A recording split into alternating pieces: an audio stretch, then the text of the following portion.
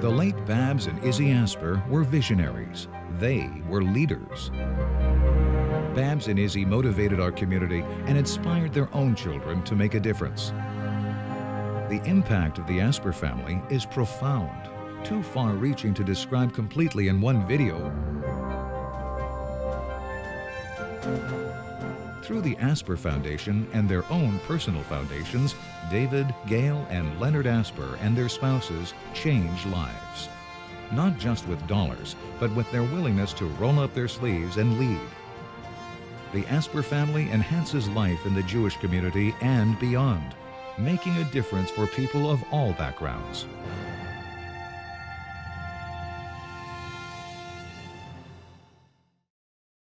We can do good by educating young people about human rights, but this community can also do well through economic impacts, and that's a perfect formula. David is actually my master's student here, and I know that from talking to him that he wrote his master's thesis on miscarriages of justice, and I think his work in the David Milgaard case really left a lasting impression upon him, because he saw, I think, in a very practical way what some of the barriers to access to justice are in our country. David's vision allows us to keep on doing some of the work that hopefully is part of that larger movement that sees Canada in the forefront when it comes to the protection of human rights. I will never forget the first meeting that I had with the family, sitting around the table, and Izzy tells his kids never to forget that they have to leave this world a slightly better way in which they came into it. This is 1983, so we were in our early 20s, and my dad had just created this small charitable foundation, and he told David, Leonard, and me that this foundation was to be treated as the fourth Asper sibling, and that we were to care for it as we would any other sibling, which actually the way we cared for Leonard might have not been a good thing. Judaism in particular is replete with references to mending the world, tikkun olam, tzedakah, acts of righteousness, doing the right thing, which is what the word tzedakah really means. It's not about charity, it's about just doing the right thing. We all have a responsibility to actively go out and make things better. I start with the premise that life is unfair, and there are those who are dealt a good hand and people who aren't. And if you've got a 3 and a 4 and I've got 2 queens, I just to put it in that metaphor, I think I owe you a queen or something. Like if I'm enjoying something, or if I appreciate having good healthcare or good arts and culture or good education, I simply can't just sit back and say it's somebody else's job to maintain that. Another way I remember my dad put it once was he said, ask yourself, if you were gone, would anyone miss you? Would the world notice if you were gone? Would somebody notice? And that was really what sparked the creation of the Asper Foundation. His famous line was, just do not take up space. And I think that kind of resonated with each one of them because of the way they've carried on. David and Ruth Asper, 10 years ago, 2005, bought us a cargo van, and we were spectacular, and we loved it with their names on the side of it, Winnipeg Harvest. And since that time, the kids have grown up, and so has the van. It's moved over 1.5 million pounds of food in the last 10 years. In the Asper Learning Village at Winnipeg Harvest here, the Asper family have put effort into this. I think we've had 1,700 people sit in those seats learning in the last 2.5 years. That opens doors for jobs. All these things are taking place, including all the pieces that add to the culture of a person as well as the training of a person. If you think about tikkun olam, repairing the world, it's metaphorical. We want to repair the world in general, but in particular, we need to repair this world when it comes to water rights. We have a terrible impact on water and water pollution, and it's our most precious resource. So it was a perfect transition from the metaphorical tikkun olam to the practical tikkun olam of working to save the experimental lakes area.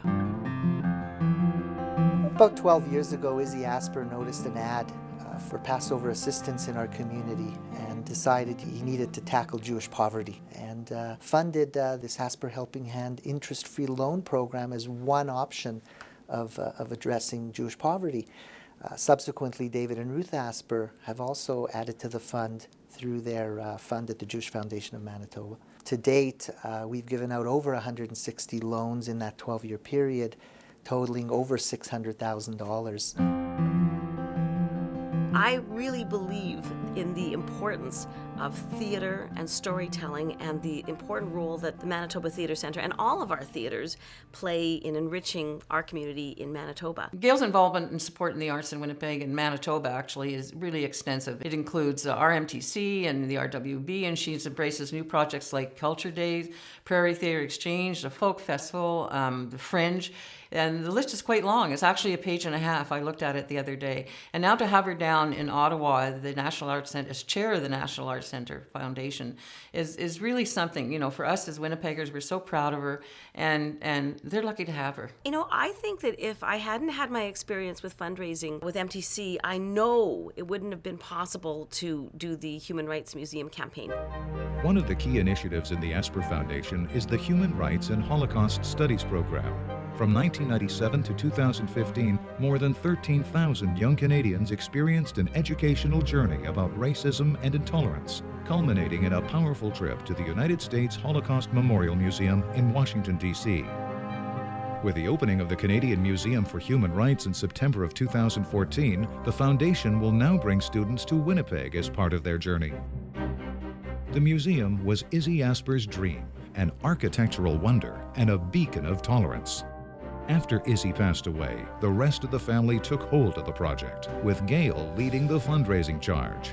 Talking about Gail's tenacity, I remember a time when she told me she was at the airport and saw a prospective donor, followed the prospective donor through the entranceway, baggage check, onto the plane, and even though she wasn't sitting next to them, when the seatbelts were off, she was over talking to that prospective donor about the museum. It pains us all deeply that neither my father Israel or my mother Babs are alive to celebrate with us, but I know they would be filled with gratitude and joy that the journey is finally beginning, this beautiful journey of education and, most important, action.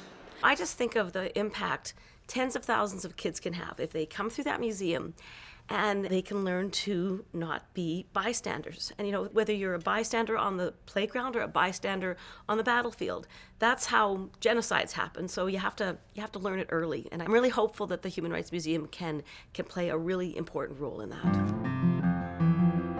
The Joshua Project is an envelope within the Joshua Foundation. It's really focused on the inner city in 5 particular areas. One is adult education, there's youth in general, Aboriginal youth in particular, refugee support, and then support for victims of domestic abuse. And we find organizations that are in the inner city of Winnipeg that are supporting the people who are in need in these areas, and we support them in general, but also help create new programs for them as well. I just remember that when Leonard would come to Rossbrook, he always was so unassuming, and he really was just very personable with the kids, made them feel at ease, and was so respectful of them. And I think that's what we always really enjoyed about his involvement here. And one time he was going to take them to the ballet with his wife Susan, and they wanted to go to KFC, so he made sure that he went with them to KFC before the ballet. And I just think that that speaks so much about the kind of person he is and the respect he had for the kids, and also that sense that he wanted to be involved. For these kids, it was partly about the ballet, but it was partly being in the concert hall and seeing all the wealth around them and seeing all the different people who weren't like the people they come across every day in their own lives. It was so powerful to just watch the change, the eye-opening experience to them that they had options.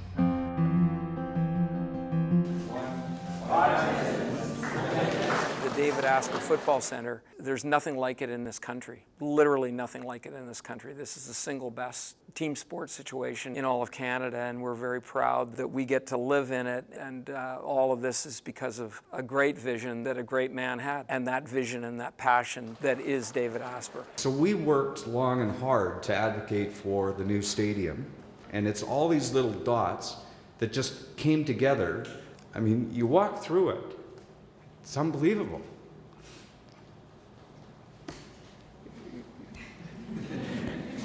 I also think David would be a great middle linebacker.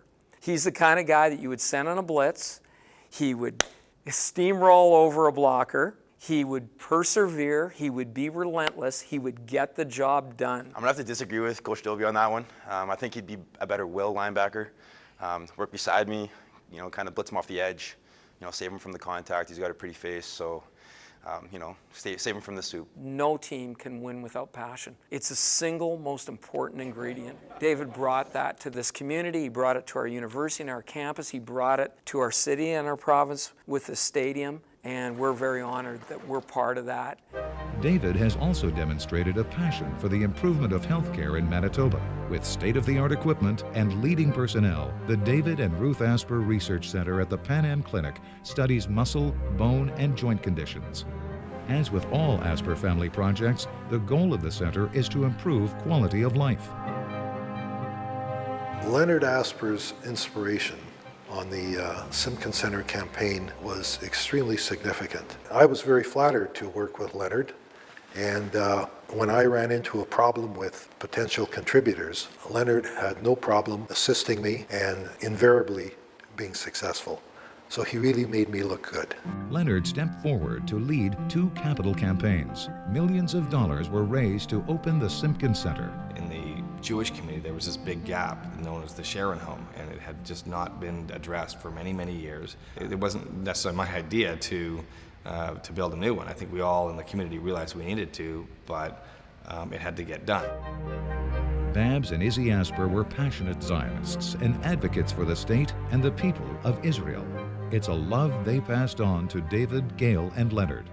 The Aspers have supported a broad and fascinating range of projects in Israel, including the Menachem Begin Heritage Foundation, the Asper International Holocaust Studies Program at Yad Vashem, the Asper Center for Entrepreneurship at the Hebrew University of Jerusalem, and, combining the family's interests in Israel and the media, the Asper Institute for New Media Diplomacy at IDC Herzliya. The main pillars of the Asper Institute for New Media Diplomacy are 2 big projects, one of which is NoCamels.com, which in the span of a few years and sponsored by the Asper Institute has become the leading news website in the world for coverage of Israeli innovation and technology. The other main pillar is the IDC International Radio, which is a 24/7 radio station run primarily in English but also in other languages. You're on 106.2 FM IDC International Radio. The Aspers' commitment to the State of Israel is based on their vision of a strong and sustainable society and a robust global Jewish community. As an expression of that vision, the Asper Foundation has established 4 community action centers in Israel, enhancing life for disadvantaged youth, seniors, and newcomers. In Beersheba, the Winnipeg Community Action Center includes the Edible Garden, a project to promote skill development, leadership, and a sense of responsibility. While young Israelis tend the garden, David, Gail, and Leonard look to the future as they share their love of community with their own children. You know, the next generation of Aspers, to a person, are warm-hearted, compassionate, and giving people. We decided we really need to start including them in our discussions around the table, and I'm delighted that we've actually had our very first Asper Foundation meeting with all the spouses and all the grandchildren, 8 grandchildren, and we had perfect attendance, which is incredible. I remember my dad said, you know, making money is easier than actually giving it away. The concept of this foundation was that it not be the kind of foundation where we just write checks to people who ask us for money. Many foundations do that, like the Winnipeg Foundation or the Jewish Foundation, but that we try to do projects that are transformational and that wouldn't happen if we didn't do them. So that's how things like the trips to Washington got started, the Human Rights Museum, and other projects. It wasn't just the dollars and things, there's insight and advice they come to the table with. There's a spirit that says, why can't we do things well? I've seen that in Babs and Izzy and their kids, and now their grandkids are actively involved in this. It's really a remarkable family. They've left a legacy, and they'll continue to leave a legacy. As I sit here and talk about ourselves, I think of all the other people who spend a lot of time, who don't have the same financial resources, but there's an army out there, people, whether it's people working at a place like Rossbrook House, or people who just do something at their church, or work at a soup kitchen, or make a $15 donation. You know, they're out there too, and I just wanted to say to them that you know, thank you. As a community member, they're not forgotten. Certainly at the Asper Foundation, you know, we're sharing this honor with those people as well, but the greater army out there of people who do good.